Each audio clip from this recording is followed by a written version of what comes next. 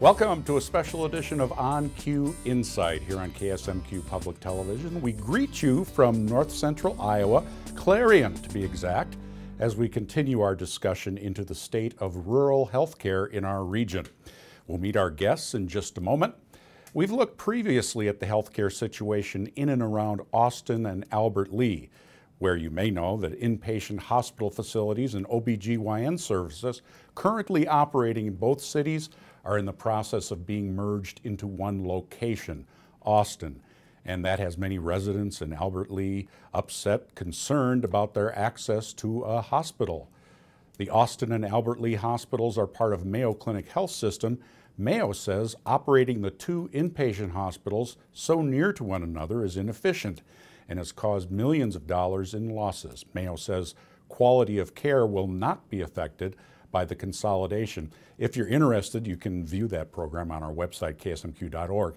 After that first program aired, we heard from a viewer who suggested we check out the facility in Clarion, Iowa. So, for our discussion here, we've moved south a bit to Clarion, the county seat of Wright County in Iowa. And why the interest? Well, Clarion has a population of 2,850 and supports an inpatient hospital. It's called Iowa Specialty Hospital Clarion. And just 15 miles away in Belmont, Iowa, sits another inpatient hospital, part of the same hospital group, Iowa Specialty Hospital Belmont.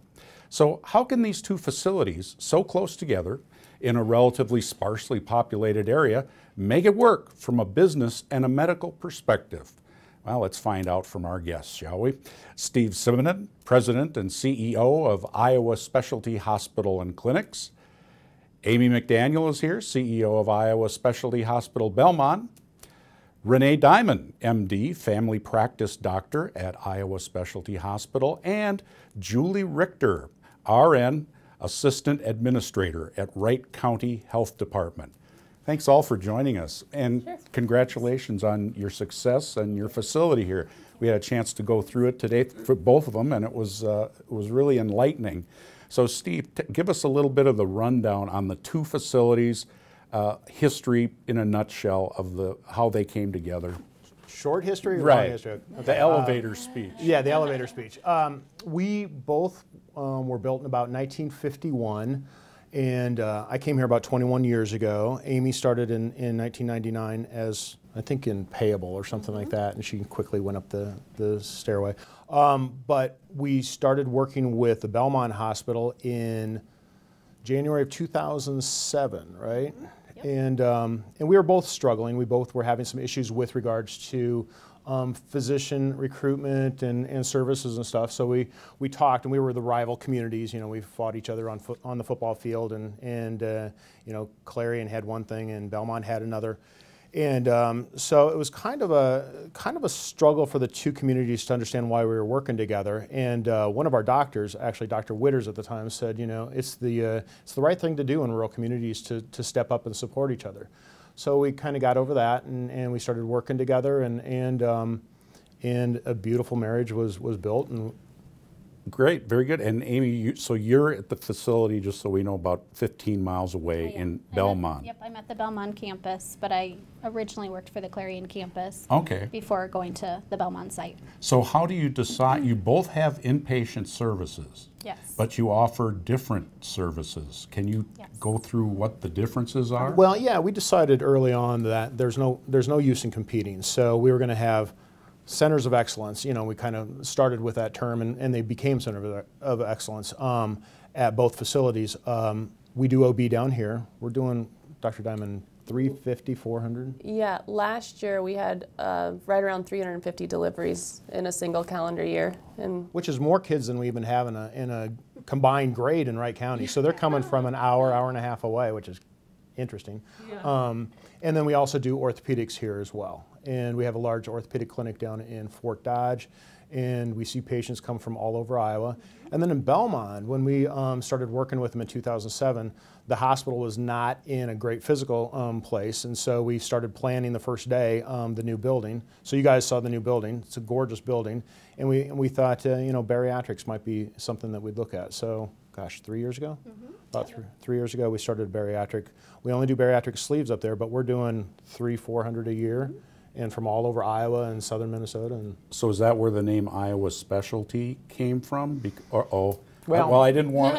It's yeah. not. It's a different kind of name. When I was looking around, there's usually a Saint something or something, and Iowa Specialty. Well, like I said, we were built in 1951. We were both community hospitals. It was Belmont Community Hospital at the time and Community Memorial Hospital here in Clarion when I started. And then we changed our name to Wright Medical Center, and Wright is the county, so that upset everybody in Belmont. So when we started working together in 2007, we had to come up with something that was completely completely foreign to both of us. And so a marketing firm said Iowa Specialty Hospital, and we thought, okay. Yeah. And it kind of works because we have, like Steve said, we have service lines that are unique to Clarion. We do all of our orthopedics and all of our OB in Clarion. Then we have service lines that are unique to Belmont, and we share resources, but the service lines really are pretty much set in their locations, which makes us conserve resources too. So Amy, what if I have to have my gallbladder out and I live in Belmont? Would I be driving here, or what? How does that work? The general surgery services are at both locations, so it's really more of those specialty services that are separated. So we try to make it as convenient as possible for the patients, but again, looking at our resources and making sure that we use them wisely and making sure that we cover appropriately. So Dr. Diamond, I have to say, we did our last show, a lot of it talked about the challenge that the healthcare professionals were saying in attracting young doctors who are in family practice to come to small communities. Sure. We started researching this show, and lo and behold, you are here. I am. How did you come to be in Iowa? You have Sure. So I was born and raised in Iowa originally, and left for undergrad and left for medical school and residency actually, but always thought I would end up back in Iowa, and it's a great phase of life to live here with young children. I have a 3-year-old and a 2-year-old at home. And then how I found Iowa Specialty Hospital itself is my uncle knew some practitioners here who he'd worked with, and he's an anesthesiologist and is our chief medical officer. And he said, you should come check it out. And I was like, I'm busy, I'm in residency, I'm really not thinking about things yet. But I made a call and said, okay, I'll come on an interview. Well, my husband and I came up here, and we were both like, after our interview dinner and hearing the story, in hearing and seeing like the hearts of the administration and the other people I was going to work with, it's not a facade. Like you already heard Steve say, it was the right thing to do, and you heard Amy say, we do what's best for the patient. Like it's not a facade. Like they're doing things for the right reasons. And we were driving home from our interview dinner the first time we'd been here, and we both looked at each other. This is my husband and I, who we met, lived in separate cities, got engaged in 6 months, didn't even live in the same city, got married 6 months later. Driving home from our interview dinner, we both look at each other and go, this is it. Here we are, we're coming. So the attitude and Iowa and Iowa, commitment. the compassion of the people, like the unified sense of purpose. Do you think it's overblown, maybe, what you hear from the researchers and so on, that there aren't any people coming out of medical school? They all want to be in specialties because they make more money, and we can't find those young doctors to come in family practice. Do you, in your professional talking with your colleagues, is that a legitimate problem? Or can't really say? Sure. I mean, I think medical, depending where you seek your medical education, your indebtedness coming out of medical school can fluctuate dramatically. And so your desire to earn more may just because you want to have that earning potential, or it may be because truly you're so indebted to your medical education that took you that long to achieve that you feel like you're never going to get out of debt unless you make enough money to pay off that debt, plus then how do you live? And so I mean, Iowa Specialty Hospital also, like there's some rural health repayment federal funds available, but because that program has become more popular and we're a tier 2 location, I wasn't eligible for that, but they said, and I trusted, because it was written but very vaguely in my contract, that if I wasn't going to get that funding, that they would help me figure out how to pay back my loans, which they've come full circle. I mean, over and above and beyond. I mean, I'm so thankful. So that's made it possible because of. I was hoping we did, because it's on tape now. So it's a little work on the part of the facility also to help. Yeah. Oh, certainly. And Julie Richter, let me ask you too, Wright County Health, how do you serve the residents of Wright County? What basic services do you provide? Well, we provide home care services where we see clients, we call them clients instead of patients. Once they get out of the hospital, then they become our clients. In their home, we get quite a few of our referrals from Iowa Specialty Hospital, Unity Point, Mercy Medical Center. We provide services in the home, do one-on-one nursing, do education in the home. Sometimes we do, depending on the case, we'll do IV therapy, we'll do dressing changes, wound care, education, diabetic education. We also have our therapists that come, we contract with therapy. Some of our therapists do come from Iowa Specialty Hospital. We have some other contracted therapists also, in order for the patient to get back up on their feet and get moving and get going. We also have a lot of chronically ill clients that we see all throughout Wright County. We provide a service in which they're able to maintain themselves in their home. Some folks are permanently in their home and they do need a lot of services, so we try to provide everything that we can for the clients in Wright County. Is there something unique about your client base with it being so agriculturally oriented farms?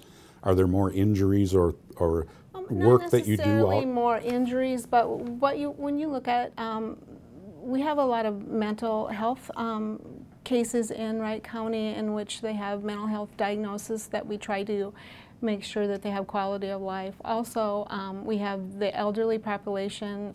We have the baby boomers now that are coming up that are requiring more services. They might be having a joint replacement. They might be having hip replacements that do require some services in the home in order for them to, you know, they start with their surgery, but then they go through the process of being discharged, and then they come to us in order for to continue their care, and then also to make the goal of being able to become independent again. So we're talking rural health here in Clarion, Iowa with our guests. Steve, let me go back to you. The rural healthcare scene, are there some procedures and types of patients that where it's more or different than in a metro community as far as the kind of services you need to provide? Absolutely. I think one of the cool things about our system is that we know our boundaries, and you know, we're not quick to refer on, but we know, you know, cardiac and cancer and neurology, and we don't offer all the services. You know, what we do offer, though, we want to make sure that we're deep and well versed in what we do offer. Again, like orthopedics, OBGYN, bariatrics, and family medicine and general surgery. And Renee, is that the same kind of patient you'd see here than if you were in Des Moines, or is there a smattering of different kinds of issues? Oh, I mean, yeah, my practice, and my partner's practice is full spectrum family health. I mean, so I've had walk into acute clinic, you have pancreatic cancer, I've had you just cut your hand open with a skill saw, I've had diabetic and amputations, I've had, you know, we see the full spectrum of patients. You know, and I think, Renee, what you would see in your clinic versus like the metro is that they would be quickly pushed into special. Quickly what? Go ahead. Go ahead. Is that in a metro, that's why I want to practice rural family medicine and nothing else, because in rural family practice, you can practice to your competency level and your confidence and comfort, but as long as you have the humility to know where that ends, then you lean on your consultants. And some of our consultants, we've had leadership that have built a wonderful array of consultants that I use frequently, and some that we may still want to attract, but some that we don't have yet, but we don't think would be beneficial in our system, so we know they're always going to be referred. So So I guess as far as, so we see I see a full array of patients. There's nothing that I don't see being family practice. Womb to tomb is kind of the catchphrase. It's, you know, like, It's from West Side Story. You know, did you know that? I didn't know It's that. from West Side Story. It's in the song, but I digress. So is it a economic difference that's the big difference between metro You know, what we and rural? kind of. What we talked about prior was both Clarion and Belmont are critical access hospitals. Critical access hospital is a program that was designed in the BBA, the Balanced Budget Act of 1997, and went into law in Iowa in most states in January of 2000. So Clarion and Belmont were two of the first three to go critical access, which critical access essentially means that you're 25 beds or less, rural facility in a rural designated area, and for that you get cost reimbursement from the government. So the way I tell the employees at orientation is that if someone goes in, this is very simplified and probably very wrong, but if someone goes in with, a Medicare patient goes into the hospital, and you can correct me because Amy used to be CFO, and they have pneumonia. Let's say there's a payment for pneumonia on a DRG, which is what big hospitals get paid on, of $2,000, whether they spend 30 days there or 3 days there, that's what they get. In a critical access environment, if they stay 3 days and the cost is $600, that's what the hospital will get. If it's $10,000, that's what the critical access hospital will get. So cost-based reimbursement is exactly what it sounds like, cost-based. So we are, when I first did this program up in South Dakota in a demonstration hospital, what we found was that Medicare typically reimbursed less than the cost of the patient, and all the hospitals at the time were expected to cost shift to the private insurance. So Blue Cross would charge a little bit more, Medicare would charge a little bit less, and everything would come out even in the end. Well, when you have 90% Medicare patients, it doesn't wash out in the end.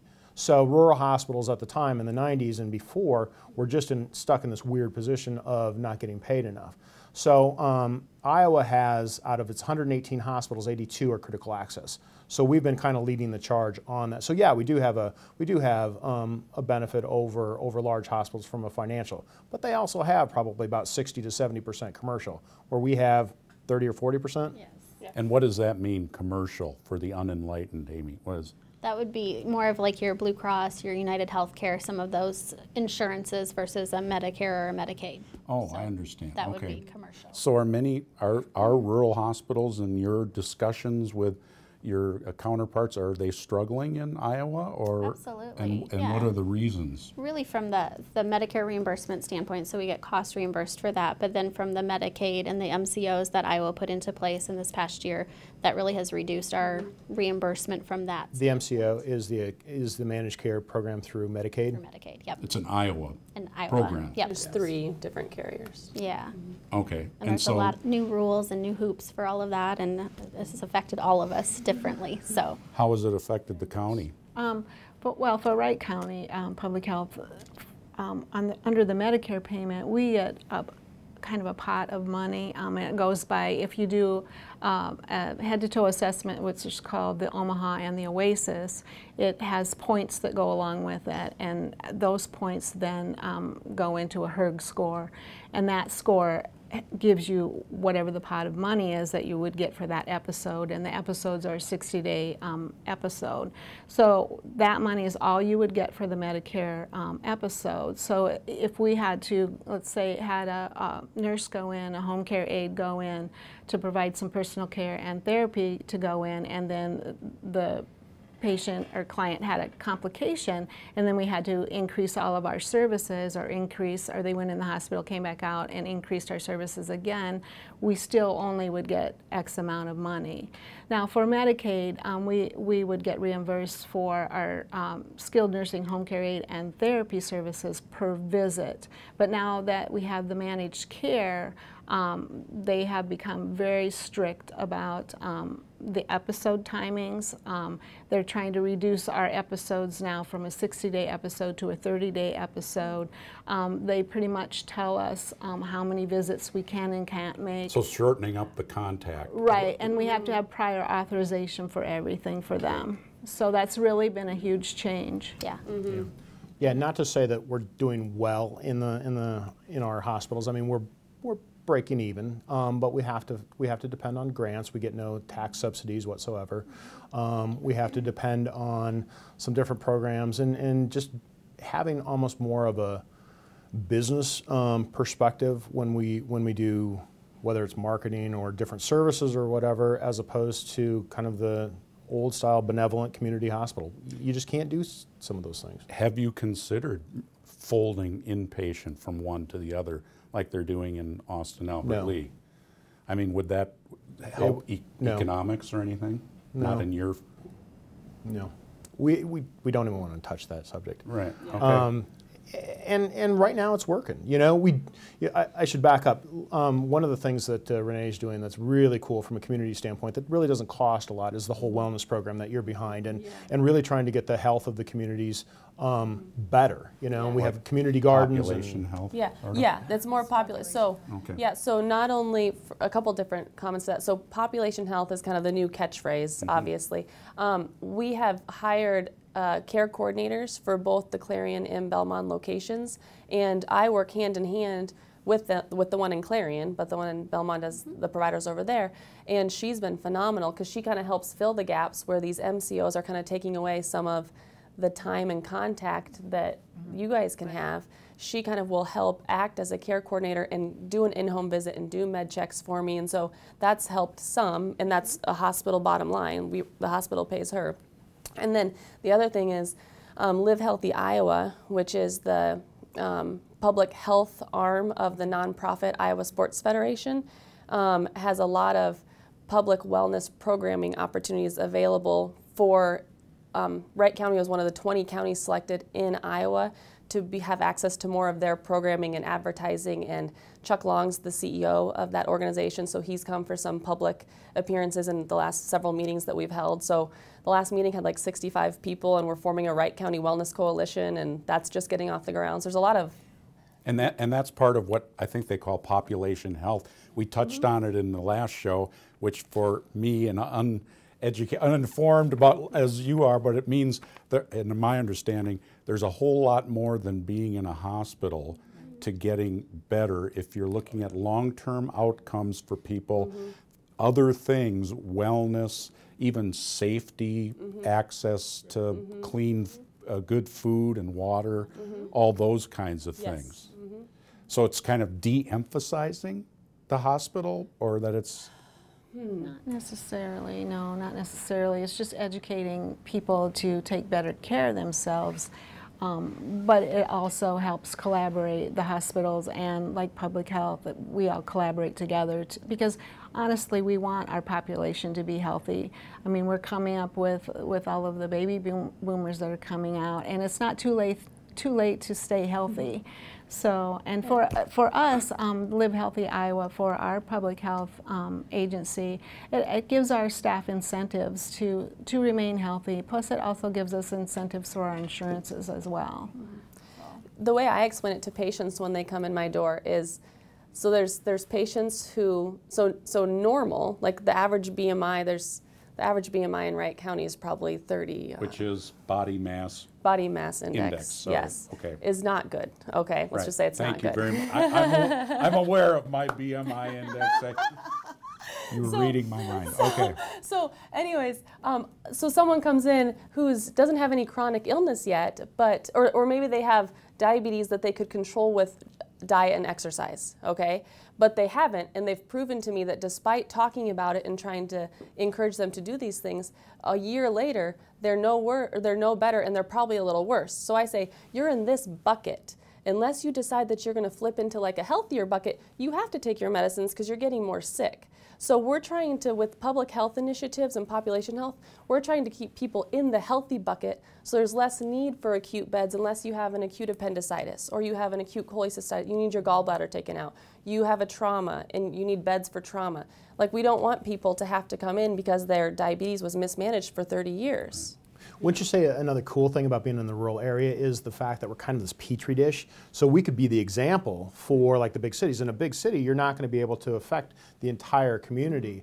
But here, we can impact, we can affect. Yep, the entire community. Yeah. And in the way it's laid out in Austin, Albert Lee is going to be the surgery center, the same day surgery facility. Is that really a growth?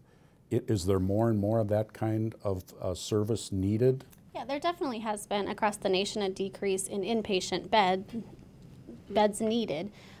So surgery is definitely more of a profitable service line and something that you would focus on, same day surgery being short term and having less staffing needs. That is definitely the trend that we're seeing. However, like for our facilities, you know, when we talk about not getting rid of our inpatient beds, we work more from a cost standpoint. So how do we share staffing? How do we reduce the cost of that care so that your staff can go back and forth? So surgery, for example, we have one surgery team, they go to both locations. Oh, okay. So we look at radiology team. Yeah, so we look at it from that And standpoint. part of our cost emphasis is because we're critical access and our reimbursement is cost based. Right. But in the bigger healthcare scheme, like as healthcare shifts from fee for service to pay for performance, that's where population health becomes a huge factor. Right. Because I don't know if critical access will insulate our reimbursements for an extended But amount it's of time. important to note that the federal government hasn't come forward with the requirements on the rural hospitals as they have with the larger urban hospitals. However, from a quality standpoint, I mean, that's where our accreditation comes in. That's where our quality measures come in. We're staying up with the larger hospitals because we know that at the end of the day, there's going to be a lot of competition on value, on quality, on all those other things that they're measuring the big hospitals on. And at some point they'll say, oh, critical access, you have to do this as well. And from my understanding, we're not required to do a lot of that right now. But we see, like we've had visionaries that see that that's so essential that we have to make sure we can prove quality and not compromise quality despite the fact that we'd be very smart with cost. Yeah. Talking about being visionary, we have a lot of young people that watch PBS and probably watching this program right now. Can they go in if they want to be in a medical field? Are there fields that are going to, in the crystal ball, like be gone in 10 years or something with computers and robots and all that stuff that, gee, maybe I shouldn't. In healthcare? I mean, you keep talking about the boomers. I mean, we're going to be really understaffed. Right, Very yes, we are going to be really understaffed. So there should be a lot of jobs available. For senior care, you mean? Or No, just, for if you go into the healthcare field, because there's a lot of people that are going to be But retiring. I think you are seeing a lot less technology needed, like in cardiac. I mean, they're doing a lot more stuff with medicine. I mean, you're the I can't even mop. Yeah. No, I mean, Yeah, I just like to think. pretend. I mean, if you just think about like my day-to-day life, like who do I mean, I interact in a primary care field. I'm not interacting with machines most of the time. I'm person to person to person, be that patient and staff. So CMAs, LPNs, RNs, like, I mean, you know, we're always going to need staff, and the population's only growing, so we're going to need more staff. So whether that's and even though I would say as technology, like we're in the radiology suite, so as the technology increases and we do more procedures, like the radiology technicians and, you know, all the supportive staff and lab staff and phlebotomy, and that's still going to be, we're not going to have a machine poke your arm. But I think you've seen an evolution in healthcare, obviously in the last 20 years with the rise of advanced practitioners within the clinic. I mean, we didn't have as many as we do now. We have a lot of nurse practitioners, we have a lot of PAs, we have a lot of different types of individuals. and why is that? Why So a huge part of that is with the increase, the attempt at increase in access to care through government programming, you have a lot more need for access to care via providers. You have to get a physician trained through medical school, through residency, takes much more time than it does to become an advanced practitioner, a physician assistant, or a nurse practitioner. So the physician's role will probably evolve to be supervising in rural healthcare settings. What I would think is it would be evolving to supervise teams of advanced practitioners who execute a lot of the work under the safety and coordination of a physician. Because seeing your doctor might not be necessary as much. The access to that doctor will be limited, so you have these other... Well, Dr. Diamond, why don't you tell Eric about our new e-hospitalist program? That's a really cool switch on technology. You're the hospital administrator, aren't you? Giving Good cues, Dr. Diamond. Okay. No, but really, this has been awesome. This is so innovative, and that's one thing. Another thing. I mean, I just love my job. I'm so thankful I'm here. So, but truly, one of the things I love is that we take calculated risks and we'll pull back if it's not a good risk or a good move. But one of the things we've recently done, which is cost savings, but also keeps care local, but gives our patients access to University of Iowa hospitalist service. So we actually have Dr. iPad, okay? So we contracted with University of Iowa and their internal medicine service. And we've privileged, or we've given privileges to a handful of their physicians. And then one of our advanced practitioners, and I've done some of the rounding also, will come in, see the patients, do their physical exams, listen to them, really don't talk much, but do the physical exam portion.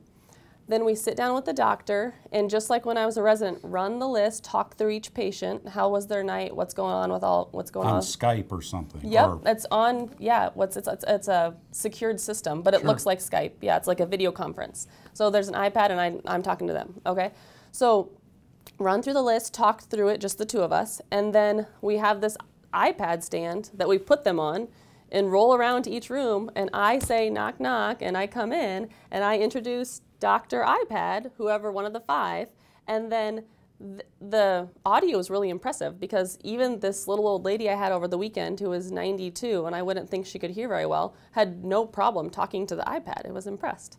So then they will help give their input on patient management. So I don't always do that because I'm usually in the clinic or in OB. This weekend I was just filling a gap. But our advanced practitioners are supervised by these physicians at the University of Iowa. So they can stay here. Our hospital census, we've only been doing this for the past several months. Our hospital census, our beds that are full, has increased. It's too early to know if that's truly reflective of using the hospitals and keeping care local, or if it's just regular ebb and flow of business.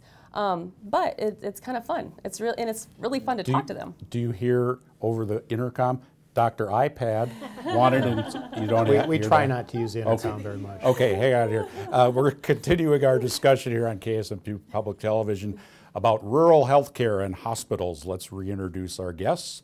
Steve Sinnabit, President and CEO of Iowa Specialty Hospitals and Clinics. Amy McDaniel, CEO of Iowa Specialty Hospital, Belmont. Renee Diamond, MD, Family Practice Doctor at Iowa Specialty. And Julie Richter, RN, Assistant Administrator at Wright County Health Department here in Iowa. People here have been just so friendly. That is what we would call telemedicine. Yeah. Is that what that is?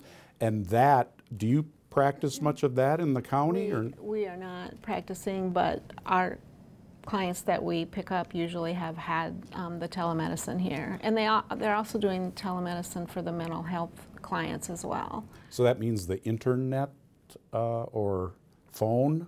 What does that mean? It's kind of like a Skype session for the mental health healthcare. Yeah. And in general, just the term telemedicine, that's supposed to really be taking off? Yes. In rural or not so much? We're, I think, the second demonstration site by the University of Iowa. In Iowa, other states have been doing it for years. Iowa is kind of behind. For this iPad thing? Mm-hmm. So that's a new thing to Iowa, but it's used elsewhere? New-ish. I think they've been doing it a little bit in some of the states, or some of the areas, but I think we're taking it to another level.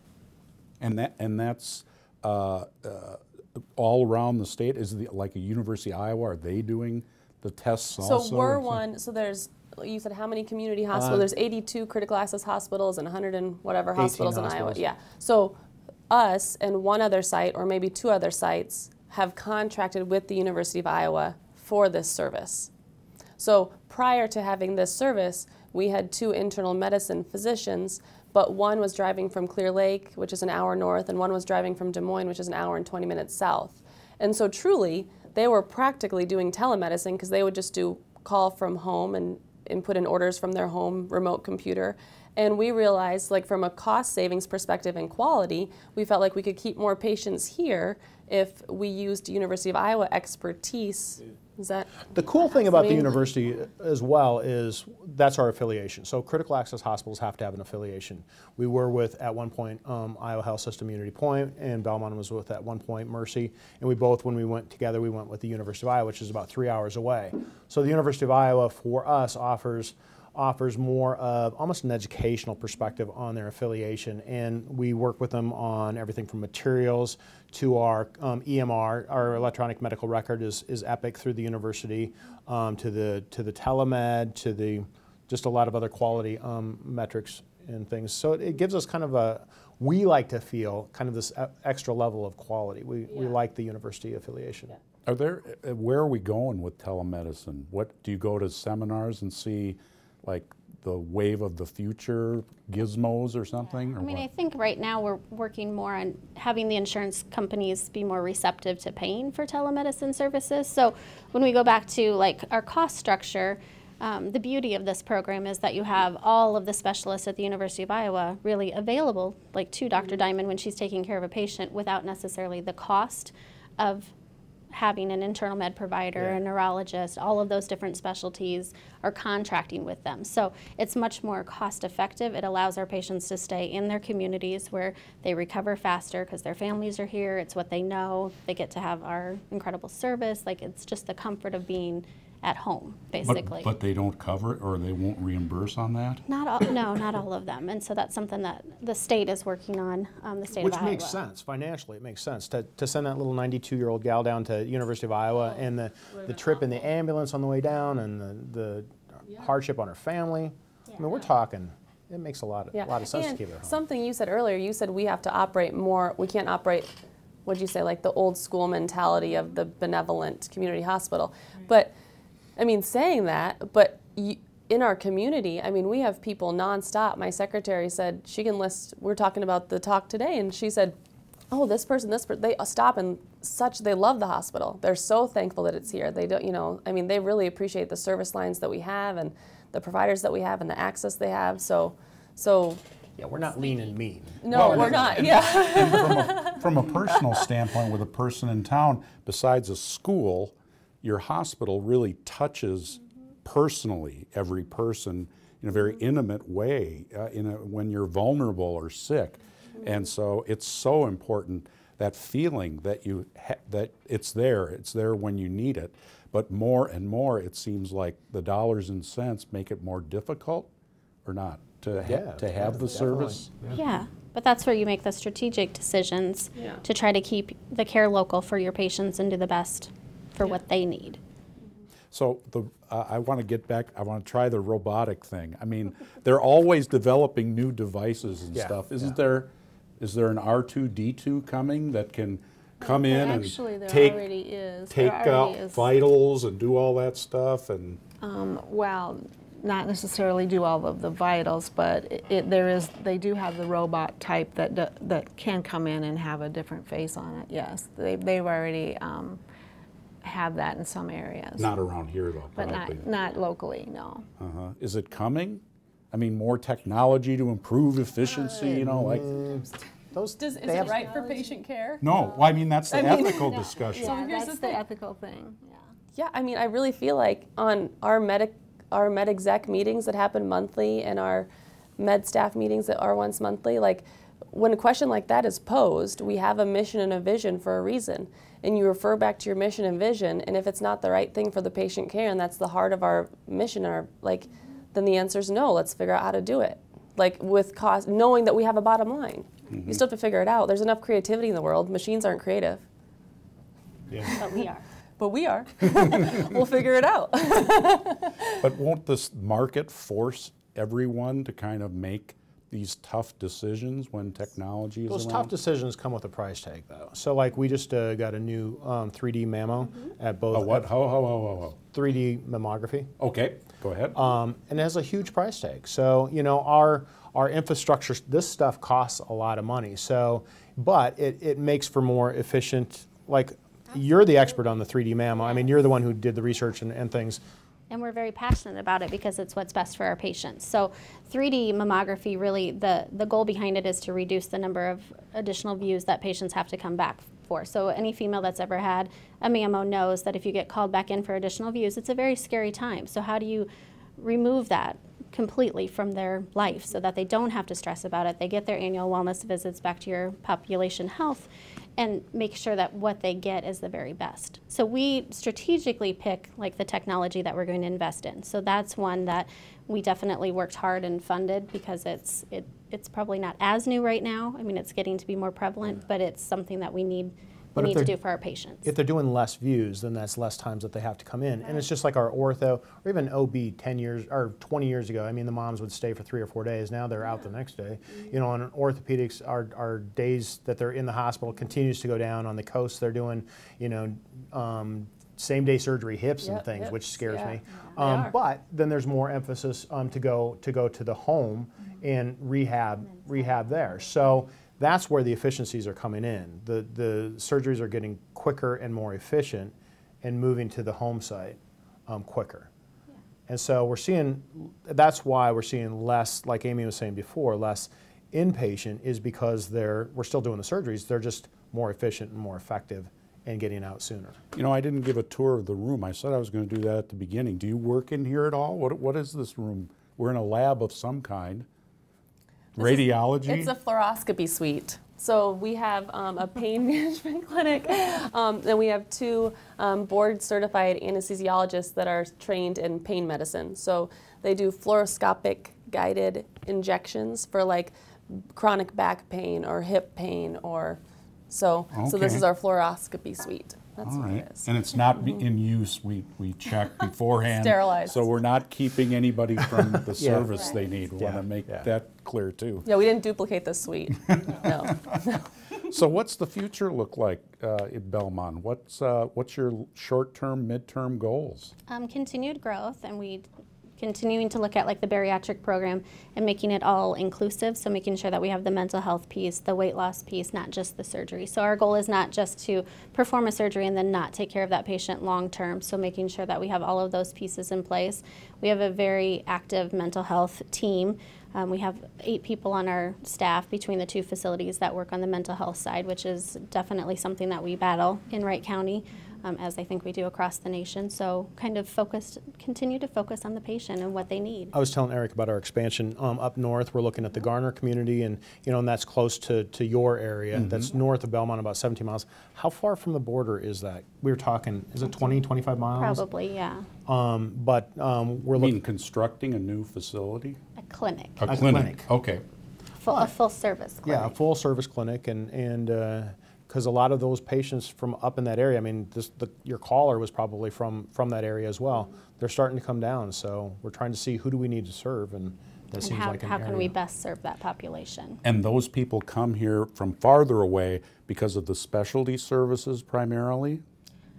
I feel like they come here because of the exceptional care. We have some of the most amazing staff, and our providers are dedicated, so I feel like the experience itself makes it less stressful. They have better recoveries. I mean, that's our focus, is truly on that patient and their well-being. So I think once they come and they experience that, they're more likely to come back. And but the numbers, do they support just a general from all over the farther away they are? Are they coming here for weight loss service more?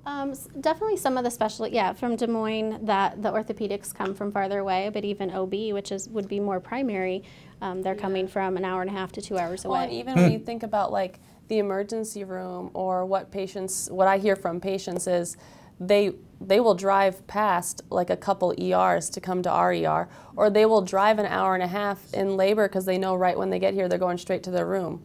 Like our wait times are minimal. Our staff, I mean, all of our ancillary staff is exceptional. I mean, our commitment to service and quality is the top. So there's this little town down by Iowa City that we've done most of the hips and knees, and it's about 3 hours away, and the whole town comes over here because the mortician, who is our primary patient, like 10 years ago or whatever, tells everybody that they need to get their hips and knees done here. So we're like, okay.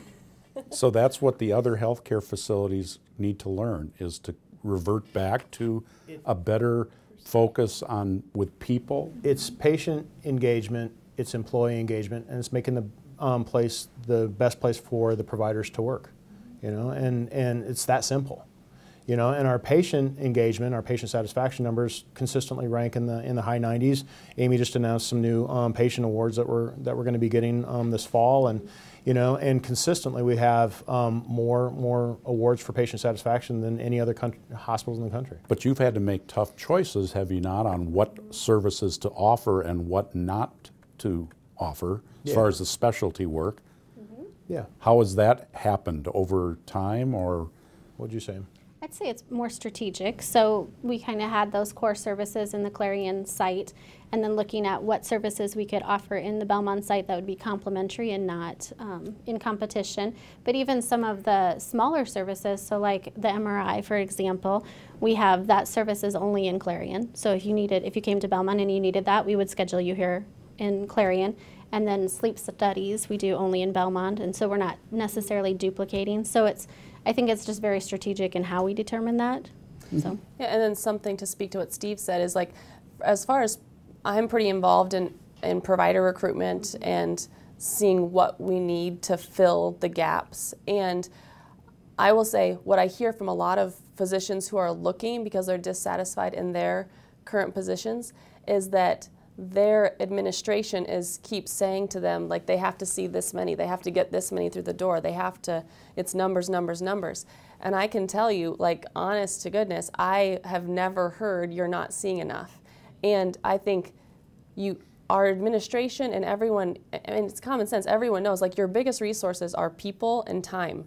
And if you can't give people enough time to know that you care for them, then it falls apart. Is that just a business model decision? Yeah, well, that's common sense. No, I mean, why one hospital would tell their people, you've got to see more. Oh, yeah, I think so, yeah. I think it's where your focus is. It's driven by finance. Yeah. We look at our triple aim as service, financial, and quality, and obviously we want to have the best quality possible. But if we only focus on service, like where the numbers come from, you're focusing on the end goal. You're not focusing on, you're not focusing on making it the best place. And you make it the best place, and you do it from your heart, and you treat every patient like a family member. It changes the equation completely. How many employees work at your facilities? Well, at the hospital, when I started, there's probably about 100 people at Clarion and about 50 at Belmont, and together we have about 600 now. Yep. And the community's having 600, and they're driving 45 minutes to an hour instead of to work 150. Yes. Yeah. So that's a huge increase in jobs. Our gross, we build out, and this is 20 years ago, but we build out probably $8 to $10 million at the time. This next year we're going to be billing out about $140 million. So the facilities, you must have had to do a lot of expanding, or is it a system acquisition of other clinics, or? Have we expanded? I mean, we've done the modernization on the hospitals. We built a new hospital up at Belmont. But I mean, 600 employees are working here in Belmont? And then our outside clinics. Yeah. Without a new building or I mean, that's a lot of additional folks. Yeah, well, parking's an issue. You mentioned recruitment. And you did work seeking out people who are like new in medical school and saying, hey, what about Iowa?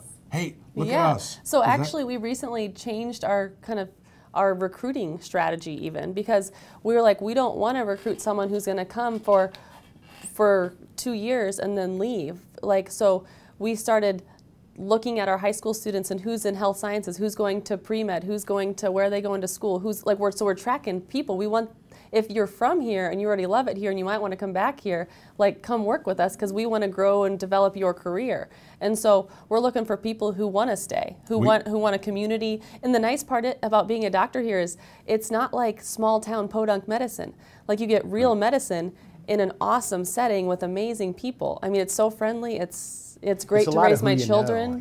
Yeah. I remember we're getting a new orthopedic surgeon next year, and I met him when he was 12, singing. He was singing at the festival in the park, playing piano. He was playing Piano Man, and his name's Dr. Odlin, and now he's out in Lake Tahoe doing a sports fellowship, and he's coming, and he worked at the Mayo, and he was telling all of his patients that he's coming down here, and they're all excited and things. And should hospitals pay for medical school to try to lure, I've heard that being promulgated or talked about, to tie them into a community? I think for you a should certain have amount of time? a package of whatever works to get the provider here, and and maybe not paying for medical school, but doing some things through the federal program, or Because the knock on what you hear from other professionals is we can't get those people to come and work in our small hospital because they want to go to the cities, they get to work day shifts, they don't have to be on call or anything, and they have the weekends off, and et cetera, et cetera. So it's interesting. That's an interesting observation, because